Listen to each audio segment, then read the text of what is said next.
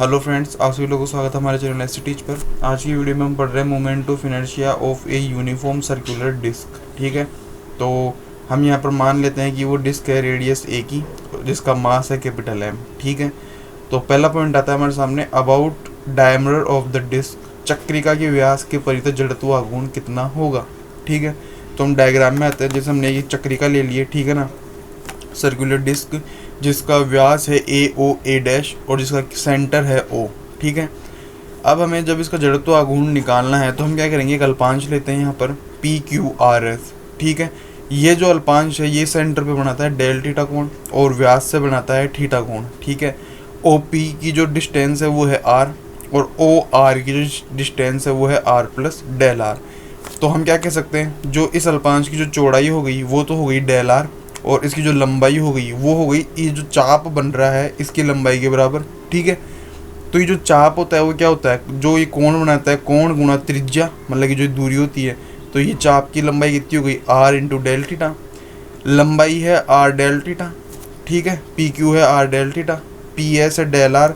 तो इसका क्षेत्रफल क्या आ जाएगा, लंबाई इंटू चौड़ाई, R del theta into del R. ठीक है, अब ये तो आ गया हमारे पास में इसका एरिया। अब मोमेंट ऑफ इनर्शिया में हम क्या करते हैं, अल्पांश लेते हैं, फिर उसका मास ज्ञात करते हैं। उसका मास ज्ञात करने के बाद में उस रेखा से उसकी लंबवत दूरी ज्ञात करते हैं और फिर जो भी आता है उसका समाकलन कर कर टोटल डिस्क का मोमेंट ऑफ इनर्शिया निकाल लेते हैं। ठीक है, तो हम निकालते सबसे पहले इसका मास। तो हम क्या करते हैं, अल्पांश पी क्यू आर एस का व्यास ए ओ ए डैश के परितः द्रव्यमान क्या होगा। हम जानते हैं जो सर्कुलर डिस्क है उसका जो भी मास है वो इसके एरिया में डिस्ट्रीब्यूट है। तो हम क्या करेंगे, पर यूनिट एरिया का मास निकाल कर इस अल्पांश के मास एरिया से इसको मल्टीप्लाई करा देंगे, जिससे हमारे पास में इस अल्पांश का जो मास है वो निकल कर आ जाएगा। ठीक है, तो टोटल मास के अंदर हमने इसके टोटल एरिया से डिवाइड कर दिया पाई ए स्क्वायर से, फिर इसको हमने इस अल्पांश के क्षेत्रफल से गुणा करा दिया। ठीक है, तो ये हमारे पास में क्या आ गया, इस इतने से अल्पांश का द्रव्यमान। अब हम चलते हैं, अल्पांश पी क्यू आर एस का व्यास के परितः है मोमेंट ऑफ इनर्शिया। तो मोमेंट ऑफ इनर्शिया का क्या फॉर्मूला होता है, एम आर स्क्वायर। ठीक है ना, एम तो आ गया, मास तो हमने निकाल लिया इसका। अब हमें चाहिए लंबवत दूरी। तो लंबवत दूरी क्या है, लंबवत दूरी है पी एम। ठीक है, और हम जानते हैं ओ पी एम एक क्या है, समकोण त्रिभुज है और पी एम इसका लंब है और ओ पी इसका कर्ण है। और लंब और कर्ण में जो रिलेशन कौन देता है वो होता है साइन थीटा। तो साइन थीटा और क्या होता है, लंब बटा कर्ण। लंब है पी एम, कर्ण है आर। यहाँ से हमारे पास में पी एम निकल के आ गया आर साइन थीटा। तो लंबवत दूरी क्या निकल के आई हमारे सामने, आर साइन थीटा।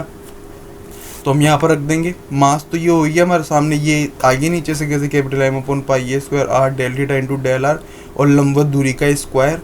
तो लंबवत दूरी आर साइन थीटा, इसका स्क्वायर क्या हो गया, R square sine square theta. ठीक है, अब ये तो हो गया अल्पांश का व्यास के परितः मोमेंट ऑफ इनर्शिया। हमें निकालना है टोटल डिस्क का। तो टोटल डिस्क का निकालेंगे तो हम क्या करेंगे, इंटीग्रेशन करेंगे यहाँ पर। ठीक है, तो वर्तीय डिस्क का ए ओ ए डैश जो कि इसका व्यास है के परितः मोमेंट ऑफ इनर्शिया। हम यहाँ पर समाकलन कहाँ से कहाँ तक करेंगे, आर तो जो है ये जो डिस्टेंस आर है ये कहाँ से कहाँ तक जा सकती है, मिनिमम यहाँ 0 और मैक्सिमम इसकी त्रिज्या के बराबर ए। ठीक है ना, तो आर बराबर तो 0 से ए हो गया। थीटा कहाँ से कहाँ हो जाएगा, यहाँ पर इसके अलोंग तो 0, फिर एक सर्कल मार के वापस यहाँ पर आएगा तो वो कितना हो जाएगा 2 पाई। तो थीटा हो गया 0 से 2 पाई और अंदर ये ऐसे कैसे आ जाएगा। ठीक है, अब हम क्या करते हैं, यहाँ से हमने ले लिया कांस्टेंट को बाहर, कैपिटल एम अपॉन पाई बाहर आ गया। और हम सबसे पहले किसके सापेक्ष समाकलन करेंगे, थीटा के सापेक्ष करेंगे। तो आर वाले को भी हमने बाहर निकाल दिया क्योंकि थीटा के सापेक्ष ये तो कांस्टेंट हो गया ना, तो इसको बाहर निकाल लिया यहाँ पर। अब हम करेंगे पहले थीटा के सापेक्ष समाकलन। तो उससे पहले हम क्या करेंगे, साइन स्क्वायर थीटा को चेंज करेंगे हम। तो साइन स्क्वायर थीटा को हम क्या लिख सकते हैं, 1 माइनस कोस 2 थीटा बाई 2। ठीक है, और ये ऐसे कैसे आ जाएगा सारा। और अब हम क्या कर सकते हैं, यहाँ पर जो 2 है इसको हमने कॉमन ले लिया बाहर यहाँ पर और इसका अंदर हमने इंटीग्रेशन कर दिया। 1 का तो कितना हो जाएगा थीटा, कोस 2 थीटा क्या हो जाएगा साइन 2 थीटा बाई 2 और 0 से 2 पाई। अभी वैल्यू हम अंदर रखेंगे, 2 पाई पहले रख देंगे तो ये तो हो गया 2 पाई, यहाँ पर रखेंगे तो ये 0 हो जाएगा और 0 भी रखेंगे तो सारा 0 के आपस में 0 हो गया ही और केवल कितना बचा, 2 पाई बच गया। और 2 पाई कॉन्स्टेंट है तो इसको हम बाहर ले आएंगे और 2 पाई से 2 पाई कैंसिल हो गया। कैपिटल एम आर क्यूब का इंटीग्रेशन कितना होगा, आर की पावर 4/4 और 0 से ए, ये हम रखेंगे तो क्या निकल के आएगा, एम ए की पावर 4/4। तो इस प्रकार से आप कोई भी जो हमारे पास में यूनिफॉर्म सर्कुलर डिस्क आती है उसके व्यास के परितः जड़त्व आघूर्ण निकाल सकते हैं। अब हम देखते हैं इसका second point, a line pass through its centre and perpendicular to its plane. एक रेखा जो इसके केंद्र से सेंटर से पारित हो रही है और इसके तल के लंबवत है। जैसा कि आप डायग्राम में देख सकते हैं, ये ON रेखा जो है इसके सेंटर से तो पास हो रही है और इसके तल के लंबवत है, ठीक है ना। तो इसके सापेक्ष हमें जड़त्व आघूर्ण निकालना है। इसमें भी हमें वही करना होगा, अल्पांश लेंगे जैसे हमने यहाँ पर ले रखा है। इसका पहले हम द्रव्यमान निकालेंगे, फिर इस अल्पांश की इस ON से लंबवत दूरी निकाल लेंगे, ठीक है। फिर mr² वाले फॉर्मूले में मान रखकर इसका इंटीग्रेशन कर देंगे तो टोटल डिस्क आ जाएगा।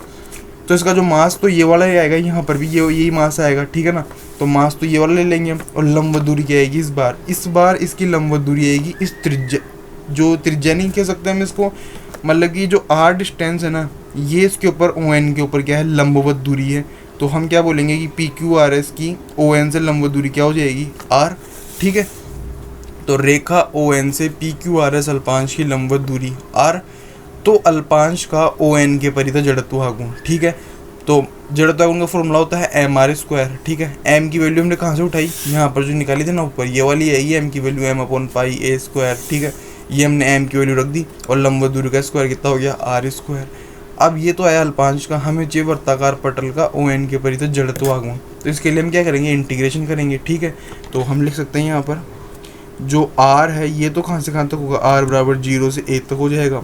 और जो थीटा है, थीटा बराबर कहाँ से होगा, 0 से 2π होगा। अंदर क्या आ गया, capital M/πa² r³ d theta into dr। अब हम इसे सोल्व कर लेते हैं। तो कैपिटल M/π और a² तो आया बाहर, अंदर बच गया r³ d थीटा dr। सबसे पहले थीटा के सापेक्ष करेंगे तो ये कहाँ से कहाँ तक हो गया, r बराबर 0 से a, ये r³ बाहर ले लेते हैं कांस्टेंट के रूप में, और थीटा कहाँ से 0 से 2π, अंदर बच गया d थीटा और ये बाहर ले लेते हैं dr। पहले करेंगे हम इसका इंटीग्रेशन अंदर, तो ये क्या निकल के आया, कैपिटल M/πa² r बराबर 0 से a, ये हो गया r³, ये कितना हो जाएगा, थीटा आएगा, और थीटा के अंदर भी रखेंगे तो हम क्या निकल जाएगा, 2π निकल के आ जाएगा टोटली, और ये dr। अब 2π से ये 1π से 1π गया, इसको बाहर ले जाते तो क्या निकल के आएगा, कैपिटल M और 2 भी आ जाएगा, 2 कैपिटल M/a² और r बराबर 0 से a, और अंदर बच गया r³ dr। तो 2 कैपिटल M/a² और r³ का कितना हो गया, r की पावर 4/4, और लिमिट कहाँ से होगी, 0 से a तक हो गई। अब ये वैल्यू रख देते हैं हम, तो सोल्व करने पे क्या निकल के आएगा, 2 कैपिटल M/a² इंटू a की पावर 4/4, a² से गया तो a² बच गया, ये 2 हो गया, ठीक है ना, कट के, तो क्या बच गया, कैपिटल M/a²/2। तो इस प्रकार से आप कोई भी सर्कुलर डिस्क का मोमेंट ऑफ इनर्शिया निकाल सकते हैं, कब, जब कोई लाइन उसके सेंटर से पास हो रही हो और उसके परपेंडिकुलर हो, ठीक है। Thanks for watching my video, please subscribe my channel.